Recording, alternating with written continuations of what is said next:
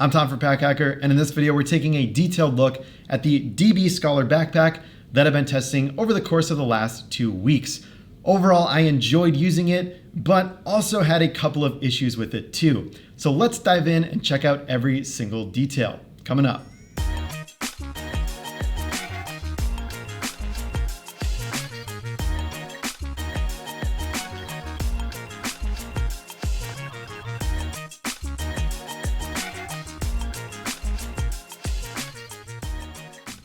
So the main material on the outside here is a 500D tarpaulin, which gives you some nice weather resistance, but you can see that it gets marked up quite easily. So a lot of little marks, little pieces of dust here. This isn't really exclusive to this bag, but it is exclusive to this type of material. We've seen similar issues in every other tarpaulin material bag that we have tested. And then we have polyester here on the side. So they have 900D and 1680D polyester throughout this thing. And the liner on the inside is a 200D polyester as well, which if I just open it up, get a little bit of ahead of ourselves, you can see that's kind of swishy. We'll get more into that in a second. Zippers here are YKK number 8 reverse coil. Always nice to see. So pretty high quality material. And then there's like this kind of metal material here at the top for these buckles. So just wanted to whip through those materials quickly, but let's get on to the features of this bag. So let's kick it off with the harness system. Overall, very simple harness system. You have that same tarpaulin material out here on the front. You can see that it has gotten a little bit dirty over the last 2 weeks of use. So I don't love that look, but again, it's just the tarpaulin comes off pretty easily if you wipe it down. I'd just rather have like nylon or polyester and not have to wipe it down, because I don't love extra maintenance. Up here at the top, you just got a standard little grab handle made of some webbing. On the back of these straps, you have this kind of soft mesh-like material. There's some decent density in the foam here, but nothing too crazy. But I think it's definitely enough for this kind of bag. And overall, I found it to be a comfortable carry. When it has been filled up and with my laptop in the back, it is a little bit of a brick on your back, but not as much as like some other everyday carry bags. So overall, I found it comfortable. And then if I wore it on my body a little bit looser, it was more comfortable, although this kind of slouched down on my back. So just note that your mileage is definitely going to vary on fit based on the length of your torso and things like that. The back here, you've got the little DB here at the bottom, which they've recently rebranded to from another name, which is written here on the front, but they are now DB. Tarpaulin on the sides here as well. No really like a mesh for added breathability, which I think is totally fine on an EDC bag like this, but just something to note. Strap adjusters here, pretty standard, kind of plasticky feel, totally fine. Tightens, loosens with relative ease. Not much to say there. Elastic strap keeper here as well, which is nice. It'll keep your strap managed and it doesn't flap or dangle around. Yeah, that reinforced polyester here at the bottom too just helps out with additional durability. Alrighty, now that's pretty much it. There are no water bottle pockets on the side, so if that's a deal breaker for you in an EDC pack, you could definitely go for that. This is also called it might be a deal breaker for you if there's no water bottle pockets. This is also called the Scholar, which is like for a student. So, you can definitely put a water bottle on the inside like I have, and I'll show you, but nothing on the outside. Now they do have these compression straps that they say you can throw a skateboard in or a yoga mat. And this is probably my least favorite part of the bag. So I personally like the way it looks. I like this kind of hardware. It's kind of funky. It's branded. But if we take a yoga mat, let me explain what I think the issues are with a design like this. So I've got a yoga mat here. Let's put it over the top. I'll loosen these straps up. Cinch it down. Again, might be a little bit different with a skateboard. But yeah, just set that off to the side there. All right, so yes. So you can see when I'm cinching this down, the bag becomes misshapen, right? And I'm really pulling on it here.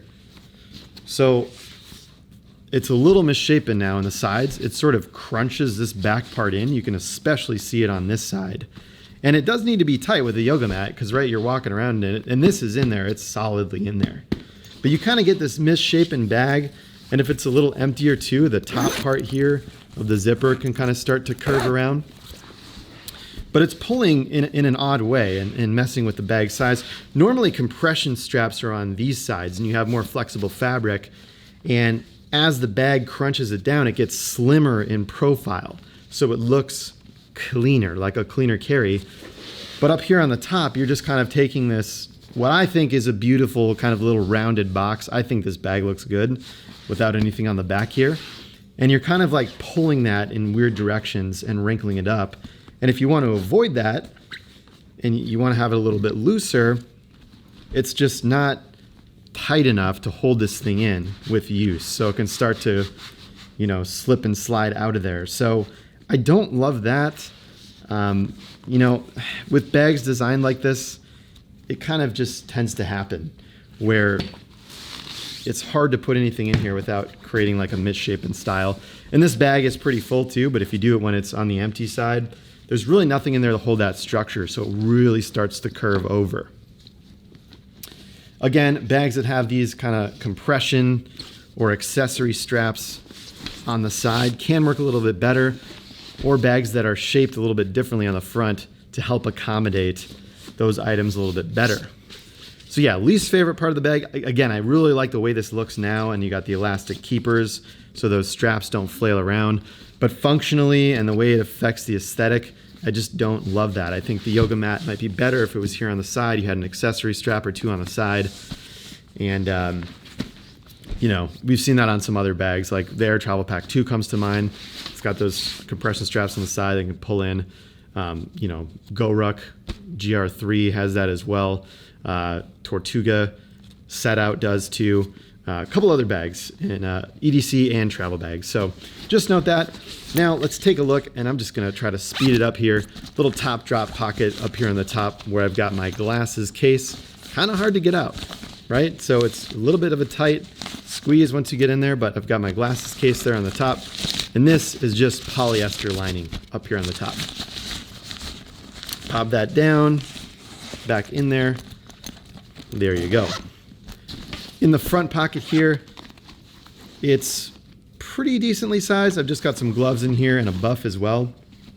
Works well for those smaller kind of flatter items that you want to keep outside, like a notebook would go well in here too. And it goes all the way to the end. So the dimension of this pocket is pretty large. Good for like smaller and flatter items. And those are the two external pockets that are accessible. The next one is the main compartment, which opens up horseshoe style. So let me just kind of pull out what I've got inside here. Just got the Air Slim pouch, set that off to the side. Now here, notebook, laptop stand, and I got my water bottle inside. You know, it's not great to put a water bottle inside of a bag if you don't trust it, but I totally trust this Yeti and I think it's fine on the inside. Some people just may prefer water bottles on the outside. Little packing cube there as well. Now, one of the things, another little nitpick here is the pocket here is just kind of free floating in the front, and that's going to obstruct your ability to grab the laptop out too. So depending on how full you have this main compartment and how full this pocket is, it can be kind of hard to work around. I mean, you can just flip it up like that and grab your laptop out. You also have these corners here that can obstruct the access. And the tarpaulin is pretty stiff, so you kind of got to fold it down and grab it out. It's really not that hard, but you know, the devil's in the details. Like some bags will like cut this in so you can easily slide your laptop out, and this top part is wider. Others will have flexible fabric you can easily fold back, and others will just not have this obstructing the laptop compartment, or they'll have like a separate zippered pocket here. So yeah, your mileage may vary if that bugs you or not. It's like a minor inconvenience to access, but overall, nothing too bad, nothing too crazy. And yeah, if you want to look at the inside, that's basically it. We have that 200D polyester, which feels okay in the hand. Just got my keyboard sleeve in here, my neoprene keyboard sleeve as well. If you want to look inside, I mean, pretty simple interior. and I like that. I don't really need much. I think everything I just pull out of there is what I carry on EDC. But like if you have like a notebook or something like this, you know, you can put it in front of your laptop inside of this liner pocket, or it's just floating on the inside. You know, there's no additional pocketing here up front for anything, which, you know, your mileage may vary based on the amount of organization that you want. And yeah, this polyester, it doesn't feel like amazingly great. You've got a little bit of this elasticity on the top to hold the laptop in, but nothing too crazy, nothing to write home about. But I think for the price, which I believe this comes in at around $100, I wouldn't expect anything too crazy compared to the more expensive bags that we review on this channel. Now, the laptop compartment itself does have a slight false bottom as well, but it's not really padded at the bottom. I wish I could show you, but this horseshoe zipper is kind of obstructing me from being able to do so. But there is padding on the bottom of the bag itself, so you have some decent protection there. But again, like nothing to like write home about, like compared to something like the Manal Daily 3.0, which has like, you know, everything's really locked up for the laptop. But anyways, you can check out reviews on all the other bags I mentioned right here on this channel as well. So there you have it, the DB Scholar. Overall, enjoyed using it despite the couple of nitpicks that I brought up. I think it's a good looking bag.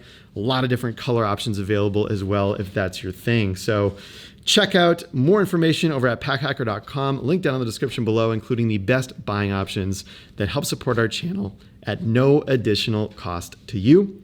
Thanks for keeping here at Pack Hacker. We'll see you in the next video.